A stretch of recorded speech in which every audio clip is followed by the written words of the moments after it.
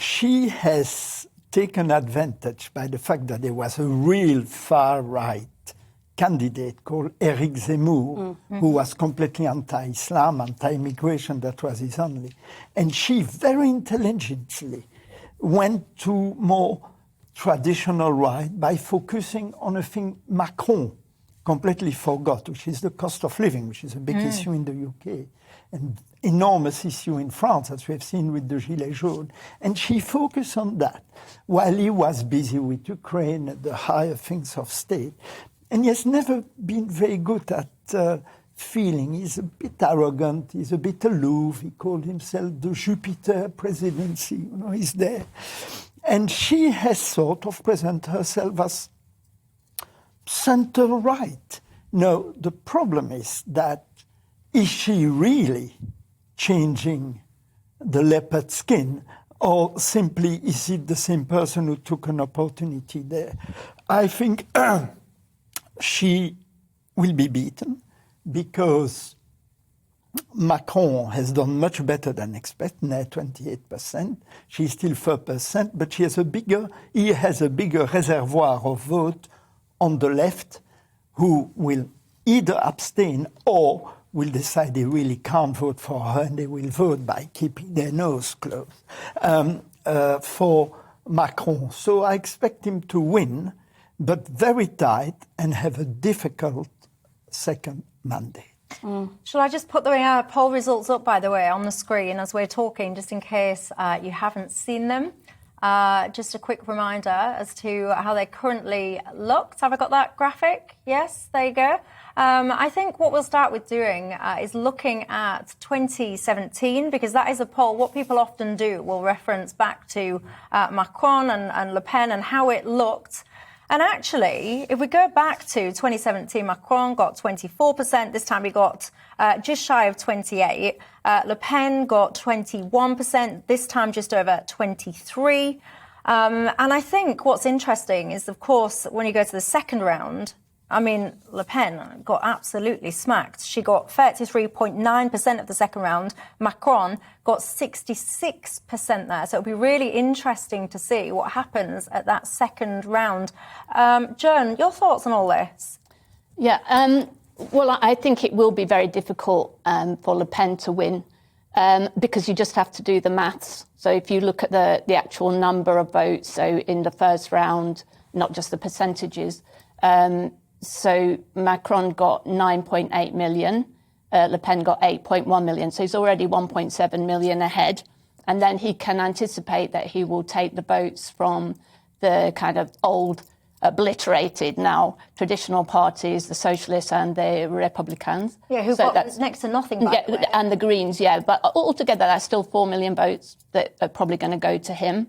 And then there's the question of the third place candidate who did very well, even better than expected, Jean-Luc Mélenchon, who now 56% of his voters have said that they will abstain. That leaves about 3.5 million. And tellingly, he didn't ask his voters to vote for Macron. No, yeah, he just said don't vote for Le Pen. Now, you know, whether many of his voters can bring themselves to vote for Macron, who they revile, really, and do not like at all, is one question. But say their votes got split, you know, 2 million for Macron, 1.5 for Le Pen.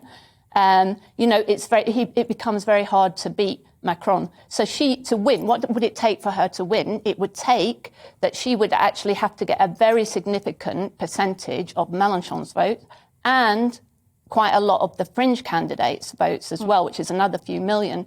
But they're generally on the kind of other side of the political spectrum, on the left. I mean, I don't think left-right means that much anymore in France. It's the France of the forgotten against the which is what Le Pen calls them, and the others. And this is what you know, technocratic politics and centrism has created in France. But just very quickly on a point, the big thing will be the debate when they are face to face, exactly. Because that's a breaking in every presidential election, especially the last one when she did very badly. And the debate will be around the economy, which is the weakest point for Le Pen, and which is a strong point, although he didn't do very well by forgetting the cost of living, the strong point of Macron, because he's a former banker and he's also a former Minister of Economy. So that's why. But he's also been president for half a decade. So if he was going to do anything to help people with cost of living, etc., some people might suggest that he would have sown some of those seeds in the prior years whilst he's held that office. Yeah, and I think that in terms of the race, whilst I'm not so sure that Le Pen will be able to win, I don't think it's fair to say that, she doesn't have a chance, because she does, I think, have a chance. I think some polls put her at 49% to Macron's 51%. In the second round. In the second round. And for Mélenchon's voters, although, yes, a lot of them are going to be abstaining, there was one poll that showed that 19% of them will be actually lending their vote to Le Pen. For Valérie Pécresse, who was part of the Republicans, although she said that she would be voting for Macron, another member of a party that was quite senior actually came out and said that he would be voting for Le Pen because the Republicans performed the worst that they had ever performed. And I think what's interesting about, like you said, Eric Zemmour, is that it looks like Zemmour actually hasn't hoovered up any of Marine Le Pen's votes. It seems that the votes have actually transferred from the Republicans to Zemmour. And I think most of that, in my personal opinion, is because a lot of people on the right, or those that see themselves as more traditional conservatives, they're far more sceptical of sort of aligning themselves with the Le Pen brand and the attitude of her father, who was an open racist and Holocaust denier. And for them, it's still very much the Front National. But Eric Zemmour, he actually did come out in support of Le Pen, and he got about 7.2%.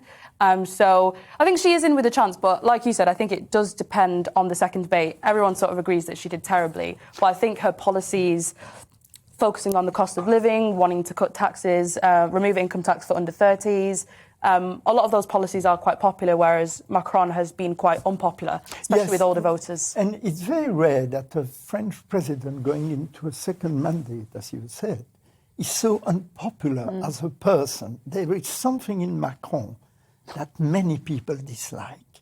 His aloofness, his technocratic background, and his lack of rapport. Isn't that the case for all leaders? You're going to have people that really like you and people that really are not happy with you. Marine Le Pen. Marine Le Pen is a very outward-looking. She goes to the people, cost of living. Not the case of Jean-Luc Mélenchon, the left-wing person with a tribun and speak like de Gaulle and all that. Macron, there is something the French don't like in him. He will be re-elected, I think. But there's no good outcomes, really, are there, in a way, because what we're going to end up with, even if Macron gets re-elected, we've got a France that is the most divided country in the EU. It's, a very disaffected population, and more than 50% of the country feels disenfranchised and will feel disenfranchised if Macron is elected again. So I think, and we've got this implosion of political parties, traditional parties. So I think actually we could have a lot of social unrest in France. And they're very different in terms of their policies, by the way. So just in case people are not familiar. So Macron, for example, wants to raise the retirement age from 62 to 65. In complete contrast to that, Le Pen wants to lower it. So she wants the retirement age to be 60 if you've worked for 40 years. Le Pen, as Dominique was just saying, no income tax for under 30s. She wants to have a referendum on stricter rules for immigration. Macron, for example, he's saying he wants more police officers, more health service staff, etc.